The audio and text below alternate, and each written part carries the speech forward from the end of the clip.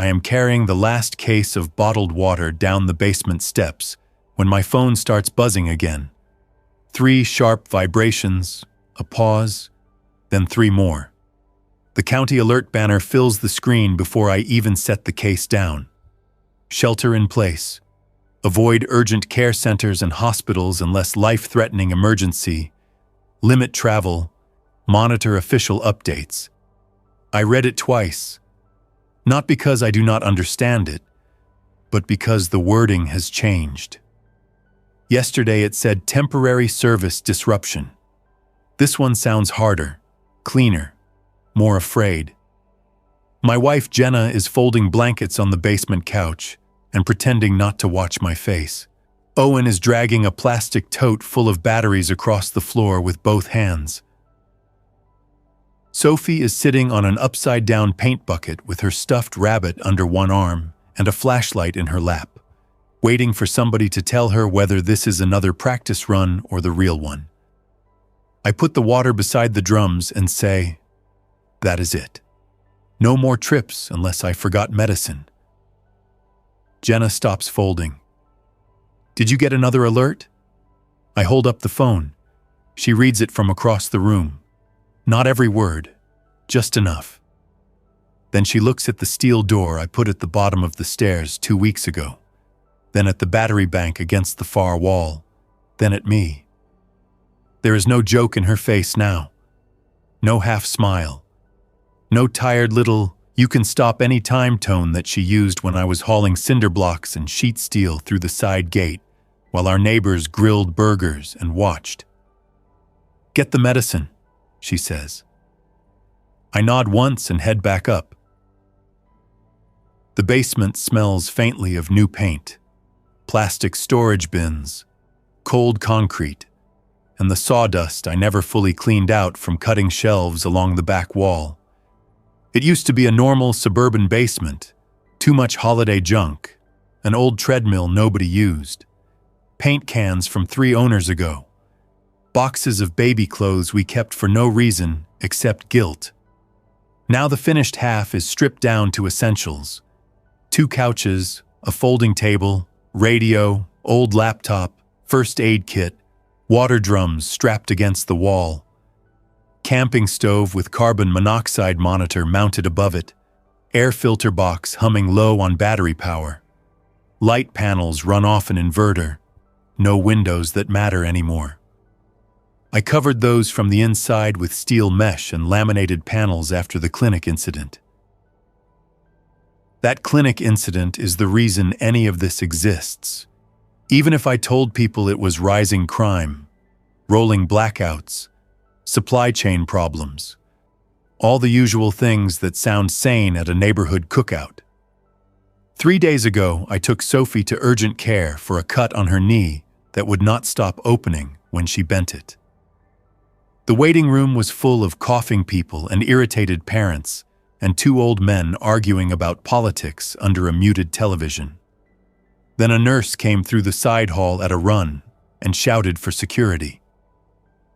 Everybody stood up at once. Chairs scraped. A man in blue scrubs stumbled backward through the treatment door with blood all over one sleeve. Another man came after him, hospital gown hanging open, one wristband still on, eyes fixed on nothing I could understand. He did not swing wild. He did not shout. He grabbed the scrubs man with both hands and drove him straight into the wall by the check-in desk. People screamed and rushed for the door. The woman behind the counter dropped under her station and stayed there. A little boy lost one shoe and kept hopping because his mother would not let go of his arm long enough for him to put it back on. I grabbed Sophie and got out. While I was backing the SUV out of the lot, I saw 2 orderlies trying to pull the gown man off the other man, and I saw the way the people near the entrance were moving. Nobody was helping. Nobody was filming either. That part bothered me more than it should have. When a crowd stops reaching for phones, something has changed.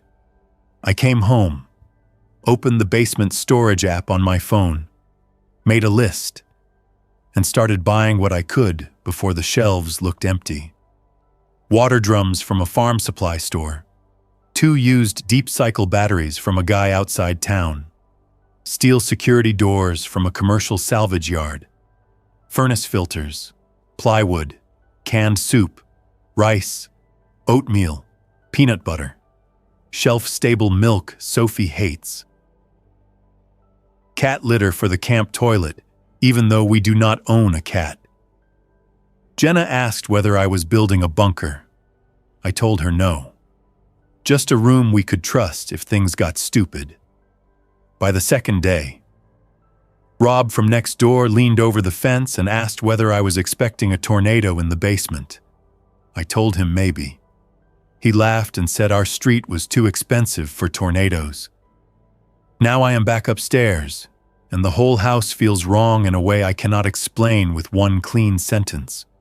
Not loud, not quiet, just unsettled. The television in the family room is still on from breakfast.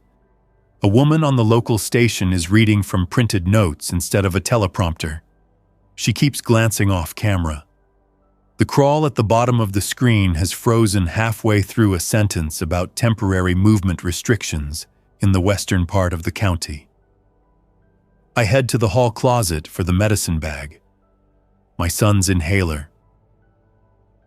Sophie's antibiotics from last winter because I never threw them out. Jenna's migraine pills, ibuprofen, gauze, tape. I take the whole bin instead of sorting. Then I stop in the kitchen because stopping has become a habit this week. Did I fill the second stock pot with tap water? Yes. Did I turn the ice maker off? Yes. Did I move the can opener downstairs? Yes. I check anyway. My hand goes to each item in order: pot, freezer, drawer, without my brain needing to think much. A muffled pop sounds from somewhere outside. Not a gunshot, I tell myself first. Then another one comes, farther away, then a third close enough to bring me to the back window. Across the yard, over 2 fences, near the entrance to our cul-de-sac. A sedan has rolled halfway onto a lawn and stopped against a stone mailbox. One rear door is open. A woman is standing in the street with one shoe missing. She is yelling at the driver through the windshield. I cannot hear words through the glass. A man in a gray hoodie comes from the passenger side and grabs her shoulders. She twists and drives an elbow back into him. He jerks once and falls against the side of the car. Then he gets up too fast and lunges again. That is enough for me. I lock the back door, close the kitchen blinds, and take the medicine bin downstairs. We stay down here now, I tell Jenna. No more practice. She asks one question. How bad? I answer with the truth I have. Bad enough. Owen looks up from a pack of D batteries he is lining on the table by size.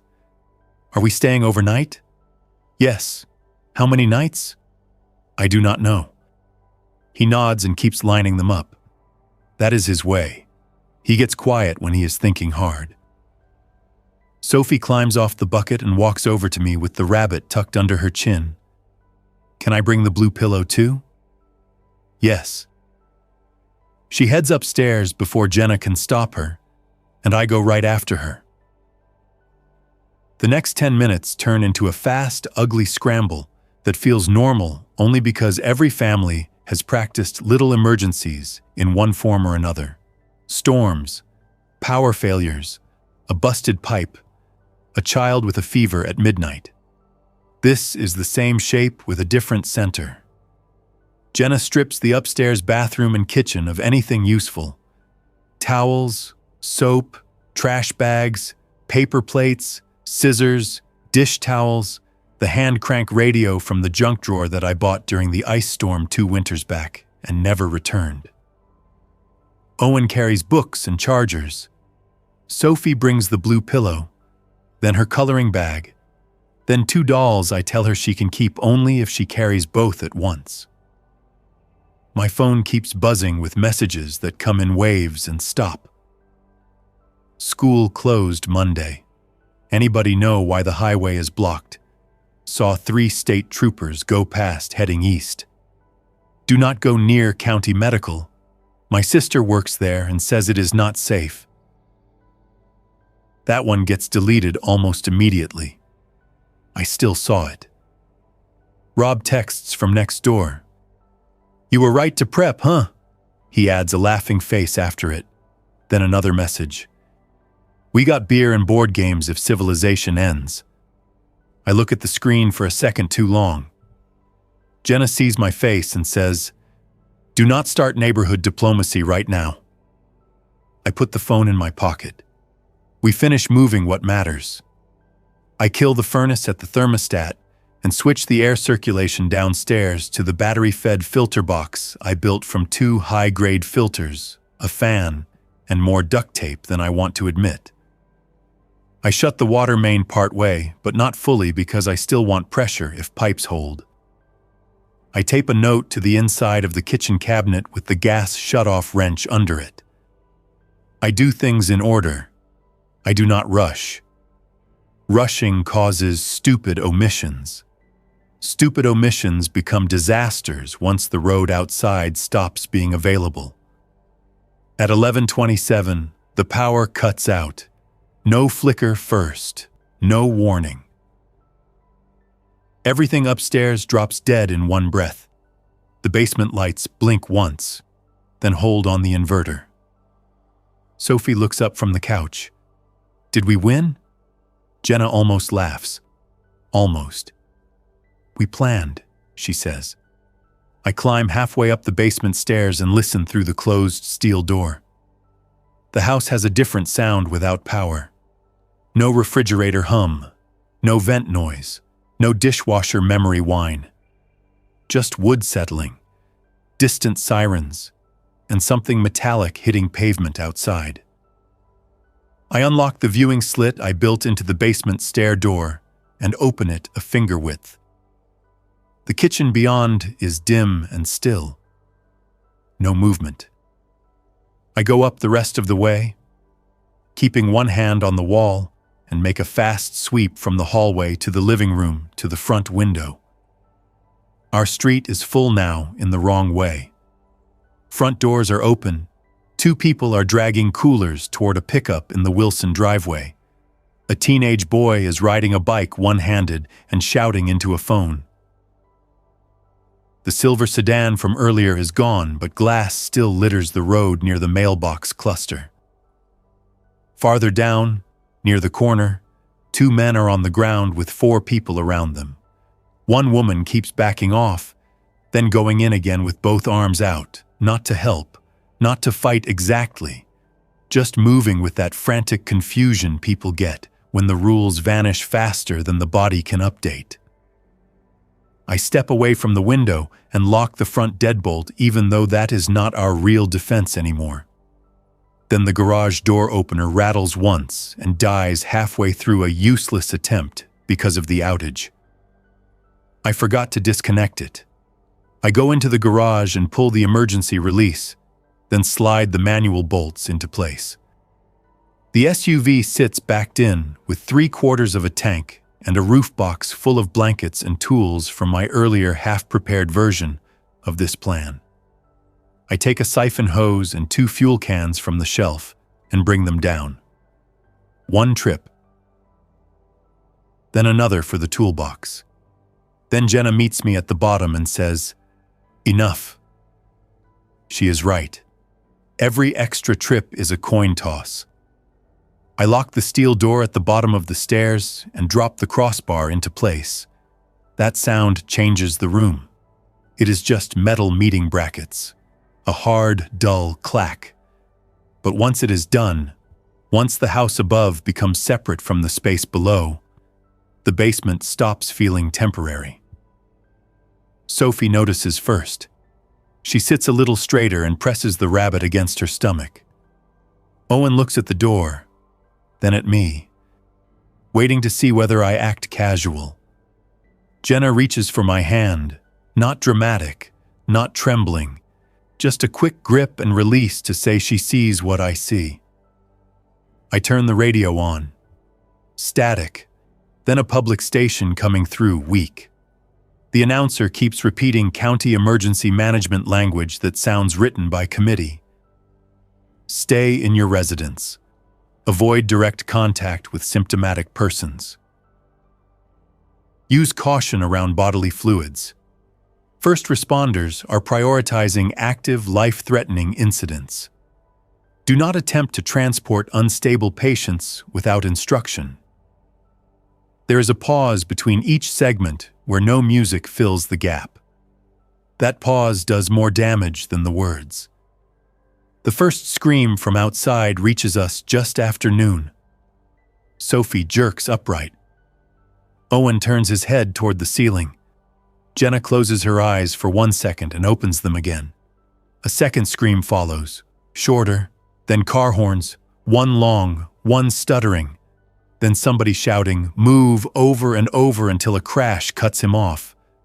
The basement ceiling carries sound unevenly. The family room above us gives back footfalls and impacts.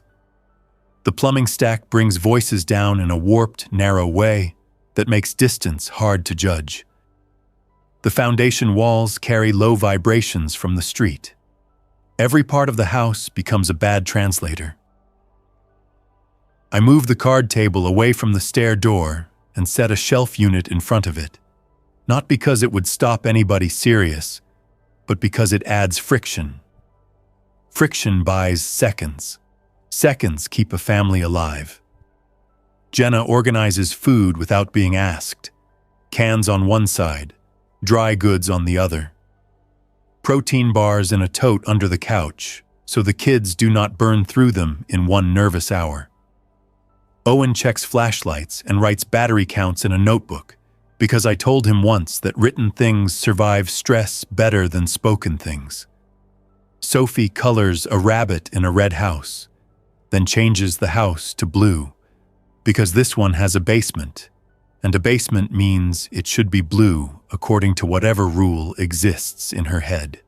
At 1:14, somebody starts pounding on front doors up and down the street. Not one door, several. The pattern carries through the row of houses, bang, bang, bang, pause, shouting, then another house, then another. It moves toward us in fits. I kill the radio and hold up one finger. Everybody goes still. The pounding stops 2 houses away. A man's voice, breathless, angry. "Open up." Then farther left, a woman crying. Then something falls hard enough to shake dust from the basement joists.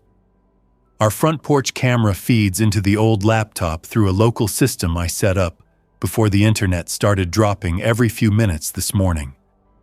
I open it and angle the screen away from Sophie. Grainy view, porch, mailbox, front steps. A man I know from 3 streets over is standing on our porch in a stained work shirt. I do not know his name. I know his dog barks at joggers and his son had a lemonade stand last summer. He keeps looking over his shoulder while he pounds with the side of his fist. There is blood on one pant leg. Not a huge amount. A dark smear from knee to cuff. He is not limping. He mouths something I cannot hear through the camera mic because I never installed audio. Then he sees the camera above the porch light and points straight at it. He knows somebody is home. Or was. He stares into the lens for 5 full seconds, then tries the knob, then kicks the bottom panel of the door once. I pick up the handheld radio I kept from an old contracting job and almost use the speaker on the porch camera system to tell him to leave. Jenna puts her hand over mine. "No voice," she whispers. She is right again. The man kicks the door twice more, then flinches hard and turns. 2 figures are moving up the street behind him at a broken half-run. One is a woman with no shoes. The other is a heavy man in a dark polo shirt. Both move with that same stiff intent I saw at the clinic. Not drunk. Not injured in a normal way. just locked on. The man on our porch jumps off the steps and runs for the Wilson house. He makes it halfway across the lawn before the woman catches him from behind. All I see after that is a tangle of limbs against a flower bed and the heavy man closing in. I angle the screen lower before Sophie can look up. Nobody speaks for a long minute. Then Owen says, very quietly, "So it is that." Jenna looks at me, waiting for me to choose a word the kids can live inside. "Infected," I say. "Something is wrong with them. We do not touch blood. We do not open doors fast. We stay quiet." Sophie asks, "Will it go away?" I kneel in front of her. I do not know yet. This room helps. She nods because at 8 years old, help is close enough to certainty. The afternoon crawls forward in layers of noise. Cars starting and dying. Shouts. More alerts that stop coming after the cell network chokes itself. Sirens that pass the main road without turning in. A helicopter once, high and moving fast. Then gunshots. Real ones this time. 6 in a row from somewhere east. Then silence for almost 20 minutes. That silence gets broken by a dog barking until it does not bark anymore. We eat peanut butter crackers and room temperature applesauce because nobody wants the smell of cooked food moving through vents. I check the batteries every half hour and keep finding excuses to touch the door bar, the laptop power cord, the water drum spigot, little physical confirmations that the setup exists outside my own head. Around 4 o'clock, Rob starts calling. Not on the phone first, outside. I know his voice through walls. We all do. Rob coached Owen's baseball team 2 years ago and still talks with the same loud, easy confidence even when he is asking for a ladder or telling a story nobody requested. He is somewhere in our side yard shouting my name. Dan. Dan, you in there? Hey. Jenna freezes with a can opener in her hand. I move to the laptop and pull up the side camera. The picture takes a second to resolve. There he is, standing by the gate between our yards. One hand on the fence, looking toward the back deck. His t-shirt is dirty. His face is white in a way I have never seen outside funeral homes. Behind him, his wife, Melissa, is bent over near their patio table. At first I think she is sick. Then she straightens, and I see her mouth and chin dark with blood. Owen stands up too fast and bumps the table. What happened to her? Sit, I tell him. Rob keeps shouting. Dan, listen, we know you did all that stuff downstairs. I saw the steel doors. We need in for a minute. Melissa sways once, then looks toward him when he says the word in. Not toward the house, toward him. I lean closer to the screen. Her left arm hangs wrong at the elbow. There is a deep tear in her sleeve near the shoulder. She is not crying. She is not speaking. Rob either does not see her face or refuses to turn fully toward it. Dan. Man, come on. This is not funny. Jenna whispers. He does not know. I do not answer because if I say yes out loud, it becomes a verdict. Rob comes farther into our yard. He rattles the back door, locked. He pounds once, then again harder. Melissa takes 3 quick steps toward him. He turns, sees her, and backs away. His mouth opens wide in a shape I know means he is swearing, but I still cannot hear through the camera. She reaches for him. He shoves her back by the shoulders. She hits the patio chair, stumbles, then comes again. This time he does what frightened people do when they still think force will reset reality. He slaps her. She does not react. She goes for his neck. The camera angle is bad after that. Fence post, patio table. Rob dropping out of frame. Jenna pulls Sophie into her lap, and turns the child's head into her sweater. Owen stares at the screen until I close it. Nobody says Rob's name. I hear him once more from outside. One short yell, then only impacts against the deck. Jenna gets up and walks to the far side of the room where the water drums are. She stands there with both hands on the blue plastic lid of the nearest barrel. Not crying, not talking. Just standing still because movement has run out for the moment. I let her have that. By early evening, the street sound changes again. Less running, more isolated bursts. Doors slamming, glass breaking, engines revving too long. One house alarm somewhere behind us starts up and keeps going until the battery weakens enough to lower the pitch. I use the camp stove for 15 minutes to heat canned ravioli and immediately regret the smell even with the filter running. It makes the basement feel smaller, more occupied, less hidden. We eat anyway. Sophie finally asks the question that has been waiting all day. Are there monsters upstairs? Jenna answers before I can. There are sick people and scared people. Sophie thinks about that and says, which is worse? No one answers for a second. Then I say, the scared ones can still make choices. That matters. Night comes without the usual neighborhood transitions. No porch lights. No televisions flickering behind curtains. No garage doors. Just darkness and random flashlight beams cutting across the front camera when somebody passes. We rotate sleep without calling it a shift system, because I do not want the kids feeling enlisted. Owen lies on one couch with a blanket over him and his shoes still on. Sophie falls asleep after Jenna hums one verse of a song from when she was little and stops because sound suddenly feels expensive. I stay awake in the folding chair by the laptop until close to midnight. That is when the first people come into the house.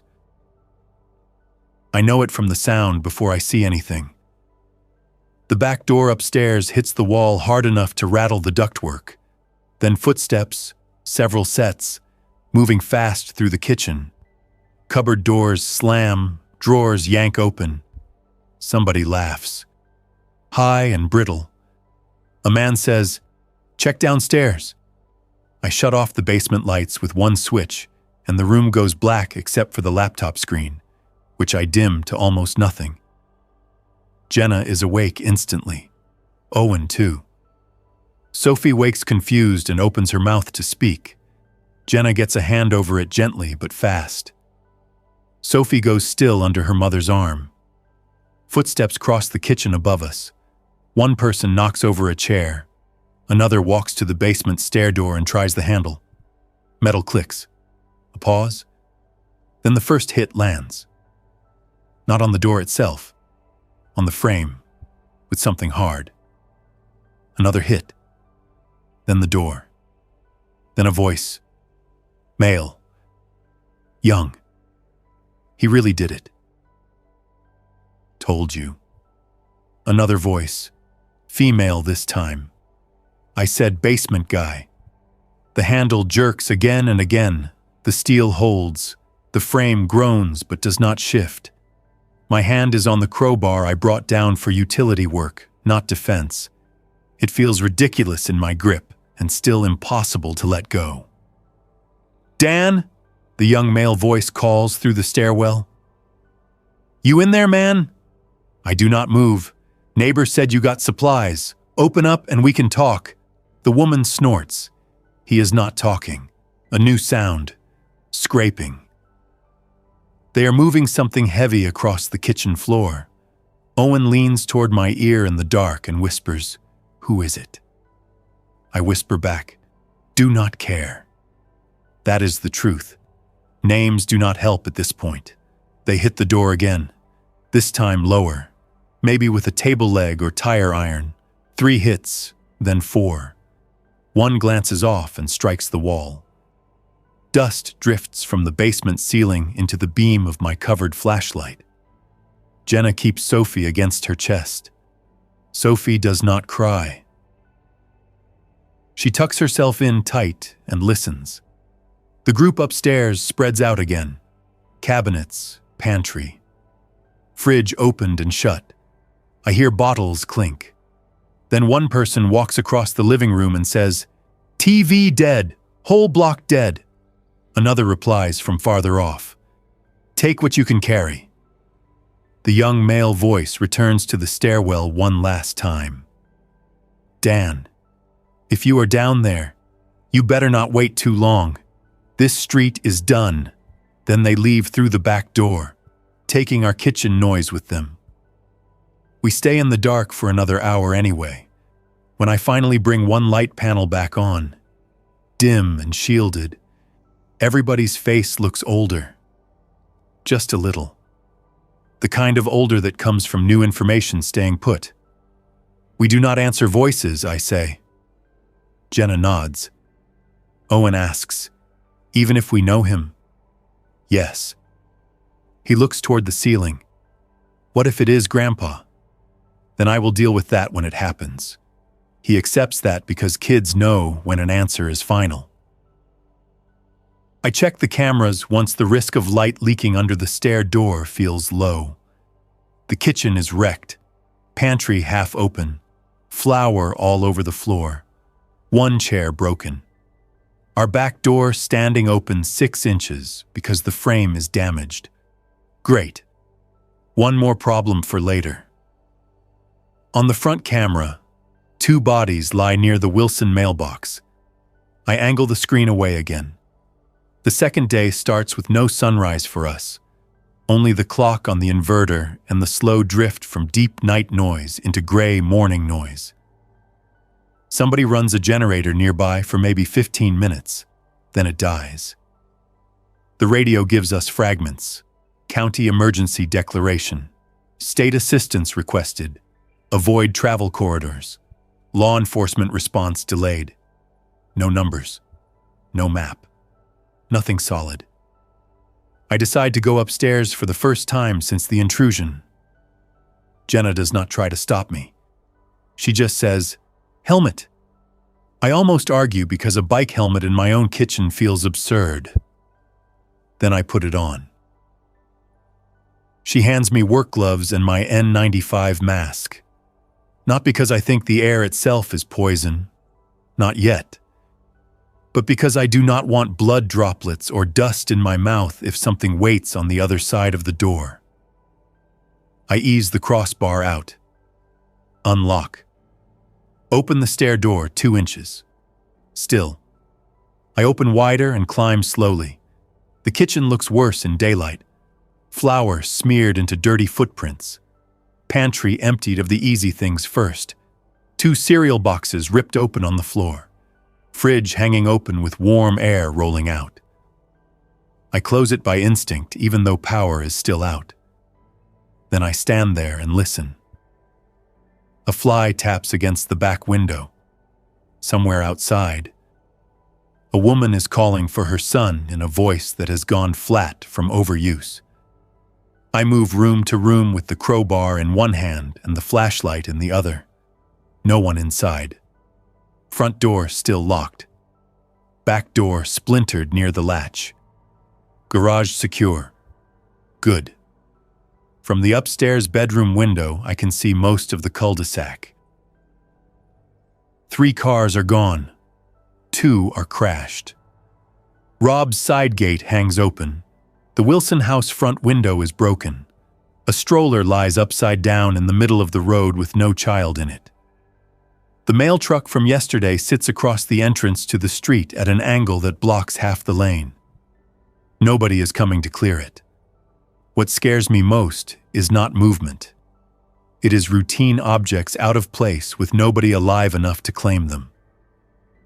I go down to the main floor bathroom and fill every remaining container from the tap while pressure still exists.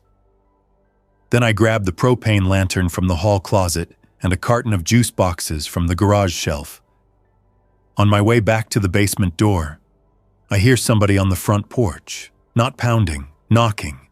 3 measured taps. I freeze beside the kitchen island and wait. 3 more taps. Then a voice I know better than Rob's. Mrs. Keller from across the street. 68, retired school librarian. Fed our cat when we went to Florida years ago. Always sends over lemon bars in a tin at Christmas. Daniel, she calls through the front door. I know you are home. My grip tightens on the crowbar without me telling it to. Please open the door. I am alone. I do not move. She knocks again. I can hear somebody upstairs. That one is a lie. I have not made a sound.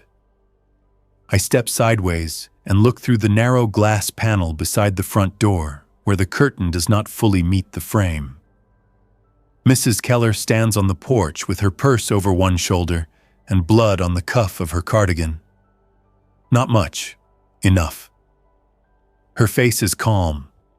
Too calm for the street outside. She has something in one hand that I first take for a cane. Then I realize it is one of her fireplace pokers. Daniel, she says again. This is not the time to hide from neighbors. A shadow moves at the edge of the porch behind her. She notices it and turns her head too slowly. With annoyance first, not fear. Then her whole body changes. She backs toward the door and tries the knob. I step away. The front camera blind spot takes over, but I hear the next part through the wood and glass. The scrape of the poker, her shoes on the mat, a hard impact against the door. Then another. Not from her. From whatever reached the porch. Her voice breaks on the second impact. Let me in. I stay where I am. The third impact throws her sideways into the railing. Something heavy hits the door once, then twice. Then the sounds move off the porch and onto the steps. I stand in the entry hall listening to the end of a relationship that used to be holiday cards and borrowed ladders and small talk over trash bins. When it goes quiet, I carry the juice boxes downstairs and say nothing about Mrs. Keller. By noon, the taps run dry. Good thing I filled early. By 1, the house alarm behind us finally dies. By 2, rain starts. At first I welcome it. Rain drives noise into the ground. Rain keeps people under cover. Rain hides small sounds from inside a basement. Then I remember the window wells and the old drain on the north side of the foundation that always backed up in heavy storms before I cleaned it last fall. Cleaned it, not rebuilt it. Big difference. I pull on boots and head to the utility corner with the flashlight. Water is already seeping in under the north window panel. Not a flood, a thin dark line creeping along the concrete. The sump pit alarm starts beeping 2 minutes later because the main pump is dead with the grid down and the battery backup is trying to keep up. Buckets, I say. Everybody moves. This is what I wanted when I planned. Not courage, not speeches, just everybody knowing his or her next useful thing. Jenna lines towels along the wall. Owen empties the utility sink pail and brings it back. Sophie carries smaller rags and stacks them by the wet spot. I check the sump pit. Water high, but not at overflow yet. Good. I connect the spare battery to the backup pump and the beeping stops. Then I clear mud from the check valve line by hand because grit has jammed the flap. Rainwater and basement dust coat my gloves. I keep working. For the next hour, the storm becomes our whole world. Pump cycling, towels wrung into buckets, drips under the panel, thunder rolling over a neighborhood that no longer has the luxury of being annoyed by weather. It almost feels normal in a warped, ugly way. Families know how to fight water. Water is honest. It comes from a known place and does a known thing. At 3:30, while I am kneeling by the pit, somebody pounds on the exterior bulkhead doors outside the utility room. We all stop. Those cellar doors open into the backyard stairwell, the one I reinforced with steel plates and new locks from the inside. I had almost forgotten them in the storm. The pounding comes again. A voice. Male, teenager, Mr. Mercer. Mr. Mercer, please.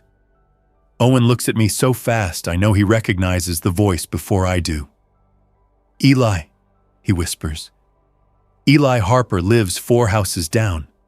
Same age as Owen. Sleeps over once every couple months. Leaves socks everywhere. Talks too fast when he is excited. The pounding comes again. Weaker now.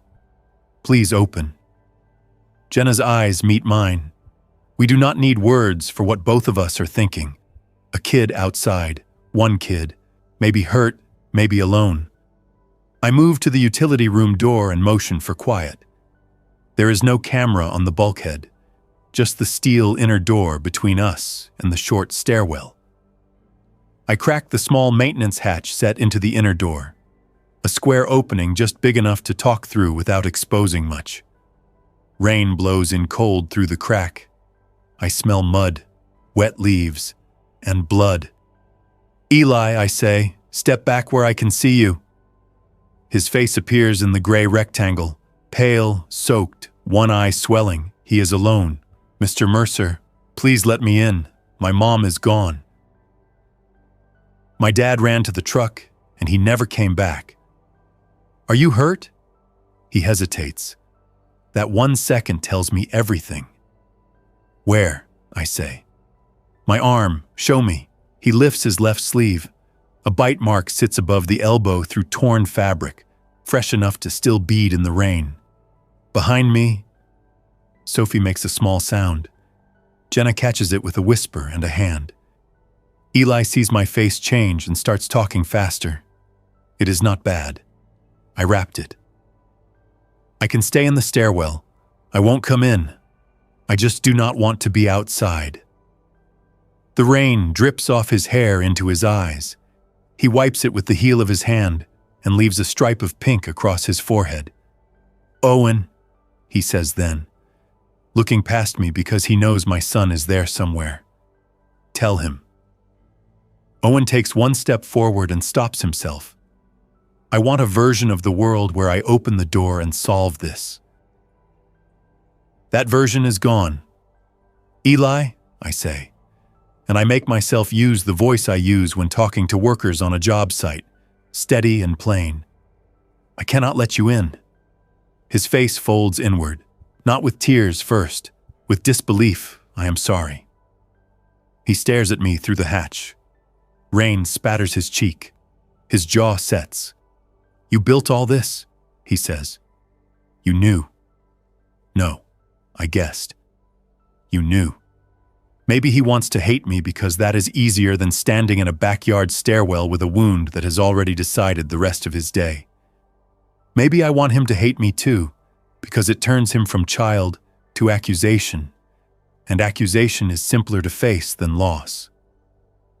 I push a bottle of water and a pack of crackers through the hatch. He takes neither. Go to the park maintenance shed, I tell him. Brick building by the baseball field. Lock from inside. Stay away from blood. Do not let anybody close. His mouth works around a dozen possible answers. The one he chooses is, Owen knows where I keep my extra batting gloves.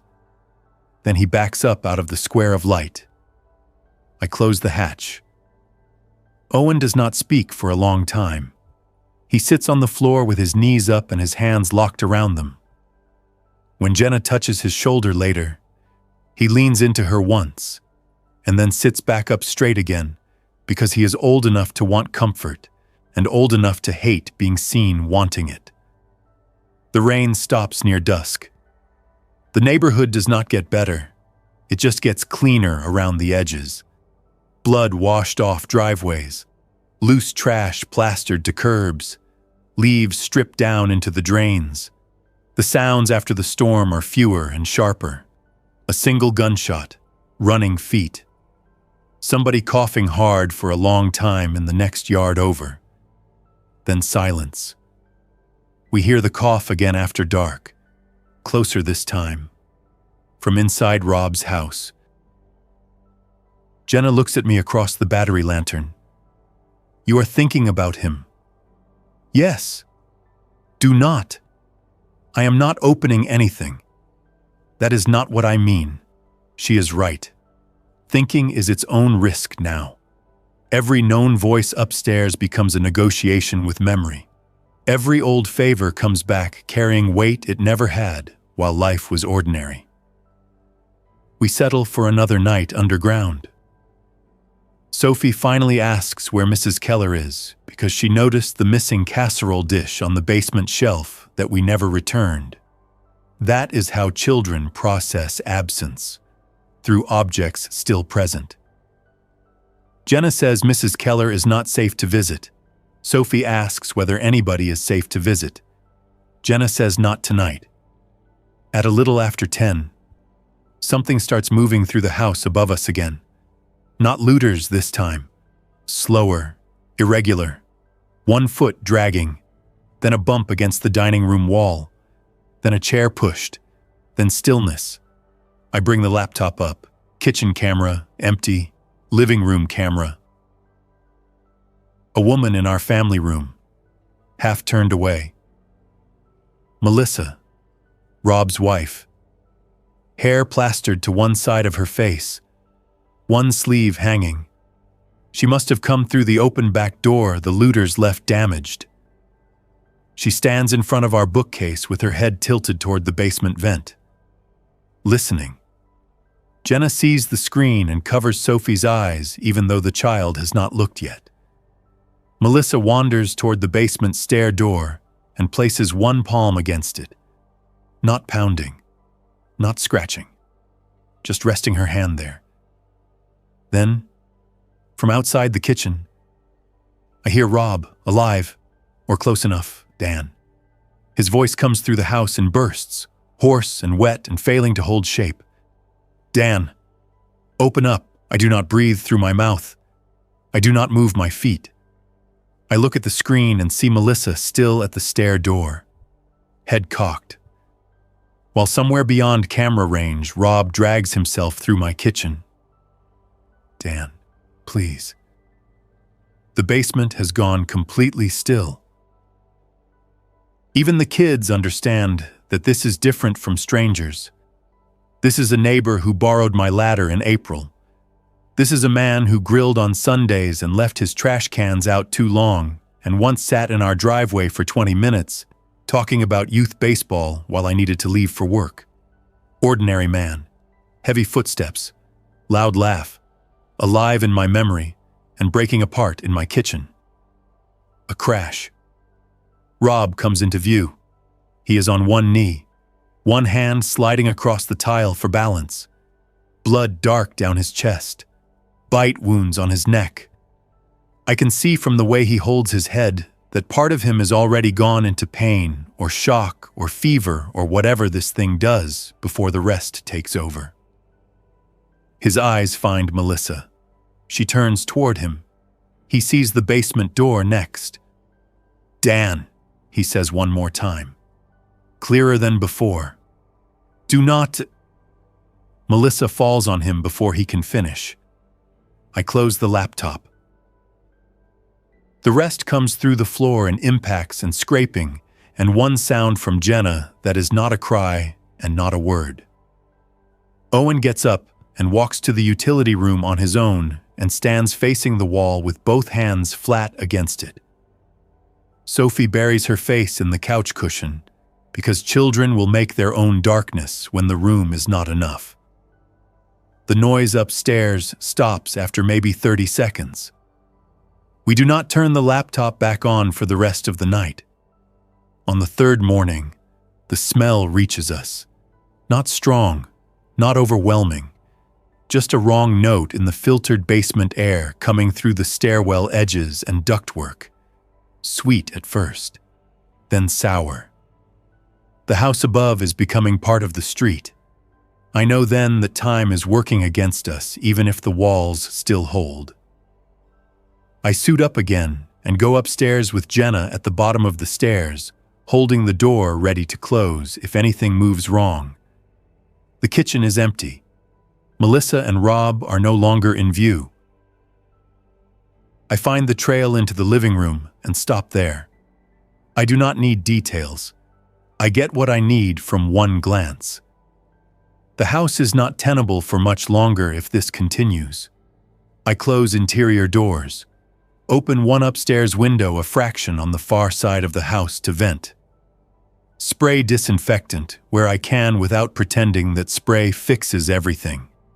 Then I go to the garage and check the SUV, battery good, fuel acceptable, tire pressure acceptable. That matters more than grief right now. When I crack the side garage window for air, I hear voices from the street. Human voices, alert, armed, 3 men moving house to house. I drop low and watch through the lower pane. Not neighbors. I know that fast. One has a shotgun, one carries a pry bar. The third is thin and keeps scanning with the fast, nervous eyes of a man who has not slept enough and still trusts adrenaline to cover the debt. They are checking garages first, then front doors, then moving on. Systematic. Looters, organized now. I back away from the window and head down. We are leaving soon, I tell Jenna. How soon? Not in daylight if I can help it, maybe before dawn tomorrow. She looks at the kids, then today we pack for one move. That gives us purpose again. We strip the basement to what fits in 2 duffels, 1 rolling suitcase, and the cargo space of the SUV. Medicines, water, canned food, dry food, filters, flashlights, family documents from the lockbox. Kids each get 1 comfort item. Sophie chooses the rabbit. Owen chooses a baseball glove I did not know he brought downstairs in the first place. Good. Let him have 1 piece of the old world that still fits his hand. All day we hear the looter group circling through nearby houses, doors, breaking glass. Once, a woman shouting at them to get out. Then a gunshot. Then silence. I hate them more than the infected in one specific way. Sick people are broken. These men are choosing. Near afternoon. The radio finally gives us 1 clean, useful piece of information. Temporary evacuation corridor westbound on Route 9 for those able to self-transport. Assistance limited. No mention of shelters, no mention of screening, no mention of where westbound traffic is supposed to go after the corridor ends. Still, westbound is away from town. Westbound is toward my brother Mark's machine shop outside Lowen Creek. He bought the old property with the fenced yard and 3 bays 5 years ago. We joked that if the world ended, there would still be brake pads and coffee there. Yesterday, I could not reach him. Maybe I can reach the place if the roads have not fully blocked. I show Jenna the route on the Paper County map from our emergency bin. Side streets first. Cut through the old shopping plaza service road. Avoid the hospital district. If Route 9 is moving at all, take it. If not, farm roads. She nods and folds the map into her back pocket. At 5 in the evening, smoke starts coming through the front intake line. Not thick, not enough to choke us, just enough to notice fast. I kill the intake fan and check the side camera. The Wilson house, 2 doors down, has smoke rolling from the garage roof. Maybe generator fuel, maybe a kitchen fire left alone, maybe anything. It does not matter. Fire in a suburban cul-de-sac jumps houses by siding, fences, dry mulch, attic vents. The basement is strong until the structure above becomes an oven. So now the decision is made for us. We do not wait until dawn. Get shoes on, I say. No dramatic speech, no debate. Jenna already knows. I take 1 minute upstairs to judge the fire spread. Wind is pushing east. We are west. Good for the moment. The garage side of our house is clear, street mostly empty. One infected moving near the mail truck, another in the Harper driveway. Smoke low, visibility decent. I come down and say, we go through the house to the garage. Quiet and fast. Owen shoulders one duffel without complaint. Jenna takes the suitcase and Sophie's hand. I take the second duffel and the crowbar because habit is stronger than reason by this point. I also take the pistol from the lockbox, even though I have avoided bringing it out downstairs. One magazine. I am not proud of how much comfort the weight gives me. We kill the basement lights. Switch off what can be left. Leave behind what cannot travel. The room looks strange, half empty, almost embarrassed. All that labor and planning reduced to a temporary shell that bought us only a few days, and those few days still mean everything. I look at the basement once before I open the stair door. Then we move. Up the steps, through the kitchen, across the family room where I do not look left, into the garage mudroom. Every floorboard sounds too loud even though we are placing our feet carefully. Sophie starts to ask something, and Jenna squeezes her hand before the first word comes out. Owen keeps his eyes on my back. In the garage, I load by memory. Bags in rear, water in footwell, kids in the second row. Jenna in front passenger seat with map. Engine starts on the first turn. Good. Then somebody pounds on the garage side door. All four of us snap toward it. A woman's voice from outside, young, desperate. Please, please. Not familiar enough to place. Not a neighbor I know by tone. She pounds again, then tries the handle. Through the narrow, wired glass window, I catch a glimpse of blonde hair plastered to a cheek and a child on her hip. A real child, crying, alive. Jenna turns toward me. No words, just that look again. The one that asks whether our rules still apply when the exact shape of mercy shows up at the worst possible second. I lower the SUV window an inch. Move away from the door, I say. The woman jerks toward my voice. Maybe 25. Sweat and rain and soot on her face. A little girl clinging to her neck. Blood on the woman's shirt near the shoulder, but I cannot tell whose. Please, she says. My car flipped at the corner. He is coming. Who? She looks back over her shoulder instead of answering. That is enough. I step out of the SUV and open the garage side door 1 foot. Gun low at my thigh, not pointed. Crowbar leaning against the wheel. The woman stumbles in with the child. I slam the door shut behind them and drop the bolt. Anybody bitten? I ask.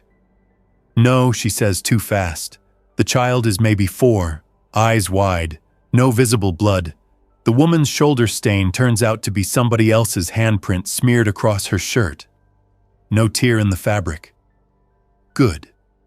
Maybe good. What is your name? Tara. Sit in the back. Keep hands where my wife can see them. She does. We lose 30 seconds, maybe 40. That is the cost of letting humanity stay human one more time. Then the garage door opening becomes unavoidable. Manual release. Lift by hand because power is gone. Metal rattling upward inch by inch. Daylight and smoke slide under the widening gap. I raise it just enough for the SUV and no higher. We roll out. The street is a graveyard without the ceremony. Doors open, trash in gutters. One sprinkler still spraying because some systems outlast their owners. I ease around the mail truck. The infected by the Harper driveway lifts its head at the engine noise and starts toward us with stiff, determined steps. Do not watch, Jenna tells Sophie. Tara is holding her little girl so tight the child cannot turn anyway. At the end of the cul-de-sac, a pickup sits sideways with both doors open. I mount the curb and go around through a lawn. Fence post clips the mirror. Fine. Keep moving. The main road is worse and better than I feared. Better because it is not a parking lot. Worse because it holds moving threats instead of fixed ones. Cars weaving around wrecks. People on foot between lanes. A city bus stopped with the front door open and no driver visible. 3 infected hammering on the side of a pharmacy while men inside shove shelves against the glass. We turn west. No radio now. No music. Just the engine and navigation from memory and Jenna reading road names when signs are blocked. Left at Mercer, blocked, then next left, service alley. I take it. Through the rearview mirror, I see smoke lifting over our neighborhood and spreading out in a brown-gray strip that turns the late sky the color of dirty dishwater. Tara says very softly, "Thank you." I answer without looking back. "Do not thank me yet.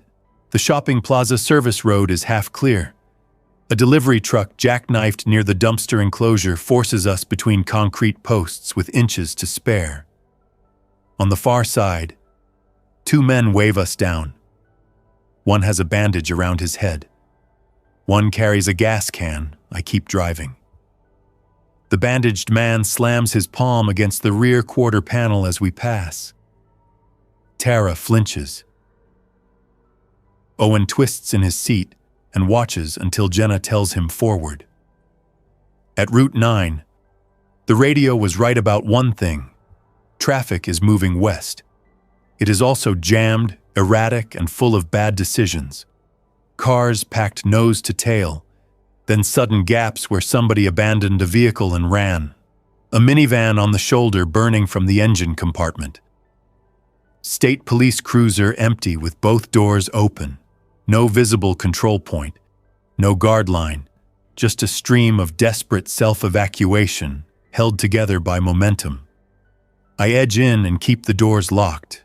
20 miles an hour, then 5, then 20 again. The kids stay quiet.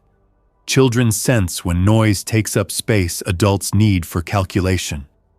At one point, a man comes between cars carrying a cardboard sign that says, "Water" in black marker. I cannot tell whether he is begging or selling or warning. At another point, a woman is standing on the roof of her sedan, screaming a first name over and over while people drive around her. We pass County Medical from 2 blocks away and still smell it through the vents. Smoke, chemicals, rot. A helicopter sits crooked on the roof pad. I do not look longer than 1 second. Halfway to Lowen Creek, traffic buckles, up ahead. Brake lights stack hard and stay on. Drivers start leaning on horns. Some pull onto the shoulder. Others swing into the median. I kill our speed and wait. Then I hear gunfire ahead. Short, controlled bursts. Not panic firing. People start reversing. "That way," Jenna says, pointing to a farm access lane cut through the ditch on the right. I am already turning. The SUV drops off pavement hard enough to jolt everybody's teeth. We hit mud, slide, catch, then bump through the broken gate into a narrow service track between fields. 2 more vehicles follow. Good. Maybe we are not the only people trying to think sideways. The track takes us north, then west again through low ground and storage barns and one abandoned produce stand. I stop once to let an infected wander out of the lane before I ease around it. I do not test the bumper unless I have to. A vehicle that runs is more valuable than anger. Dark comes on during the last stretch. The machine shop sits 3 miles outside Lowen Creek, behind a chain-link fence, and a faded sign that still carries the old owner's name under Mark's newer vinyl letters. I know the bend in the road before I see the property. I know the dead oak stump by the ditch. I know the leaning utility pole with the torn campaign poster from last fall. When the fence line appears in the headlights, My hands tighten on the wheel hard enough to whiten the skin around the knuckles. The gate is closed. Good. Then the floodlight above Bay 2 snaps on. Better. A figure steps out from the shop with a rifle and a flashlight. He keeps both low until our headlights dip twice. Our old family signal from camping trips and long drives and years of stupid, harmless habits that somehow survived into a night where nothing else did. Mark opens the gate. I do not realize I have been holding the whole world away from one specific possibility until I see my brother's face in the light and understand the place is still occupied by a man I know. He waves us in fast. Another truck already sits inside the yard.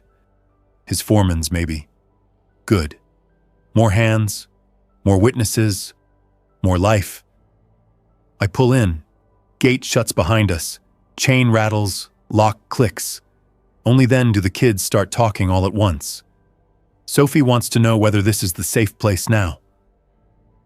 Owen wants to know if Eli made it anywhere. Tara's little girl starts crying with the delayed force of a child who has been quiet too long. Jenna reaches across the console and puts her hand on my arm. Not to calm me, just to mark the moment with another living touch. Mark opens my door and says, "Get inside. We can talk after." The shop office smells of coffee, grease, dust, and human survival in the plain, practical sense. There are cots made from moving blankets in the parts room, water jugs lined against the wall, a battery lantern on the counter. Mark's foreman, Luis, is boarding the lower office windows from the inside while his wife sorts canned food by date. Somebody got here before us and planned enough to keep going. Not perfectly. Enough. Tara sits down on the floor with her daughter and starts shaking only when the room is finally closed around her. Jenna helps without asking questions. I step back outside once more before the office door closes for the night. From the yard, I can still see a faint orange glow on the eastern horizon where our side of town sits. Not one fire, several, maybe more. The neighborhood is over. The street where our kids learned bike brakes and sidewalk chalk and sprinkler games is over. It did not end with one moment. It ended door by door, choice by choice, voice by voice, until nothing ordinary remained except the shapes of houses. Mark comes out beside me and says nothing for a minute. Then he asks, "How bad?" I think about the clinic, Rob on my porch camera, Mrs. Keller on the front step, Eli in the bulkhead stairwell with rain running off his chin, looters in my kitchen, smoke through the intake line, the basement half empty when we left it. My own hand on the bar across the steel door, checking once more that it was real. Bad enough that the basement worked, I say. He nods. We lock the yard. We set watches. We move the SUV behind Bay 3 where it cannot be seen from the road. Jenna makes a bed for Sophie on a parts room couch. Owen lies down in his clothes and keeps the baseball glove under his head. Tara finally tells us her husband disappeared at the gas station on Miller Road, and nobody asks for the whole story tonight, because the night already has enough weight. Later, when the office is dark except for the battery lantern and the little sounds of people trying to sleep in a place that was never built for it, I sit at Mark's desk with a legal pad and write down the names I do not want to lose. Rob and Melissa, Mrs. Keller, Eli Harper. Maybe more later when memory stops protecting me by omission. I do not write to make the story cleaner. I write because ordinary people vanish fast when a street comes apart. One day a man is arguing over fence stain colors. Next day he is a shape behind a porch camera, and then a silence in somebody else's notebook. I am not letting that happen without resistance. The basement bought us time. Not victory, time.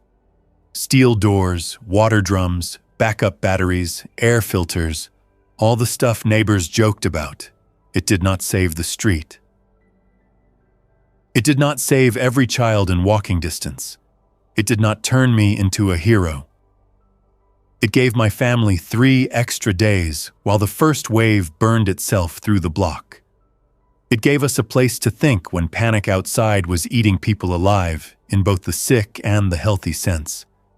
It gave us enough structure to leave before smoke and rot and armed men turned staying put into suicide. That is what preparation really means. Not winning, not feeling smart. Just buying one more decision when everybody else is trapped inside his last bad one. I sit there a long time with the pad in front of me and the lantern throwing a weak yellow circle over Mark's desk calendar. Somewhere in the shopyard, metal ticks while the engine blocks cool. Somewhere far off, another set of sirens rises and cuts out.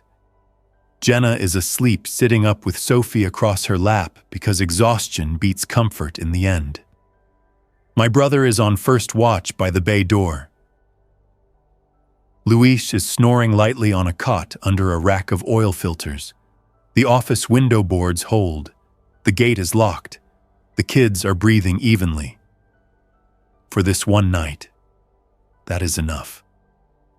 I put the pen down, lean back in the chair, and listen to the quiet we managed to buy, knowing exactly what it cost, and knowing the street above our basement is still there without us. Dark now, open, and full of voices I will keep hearing for a long time.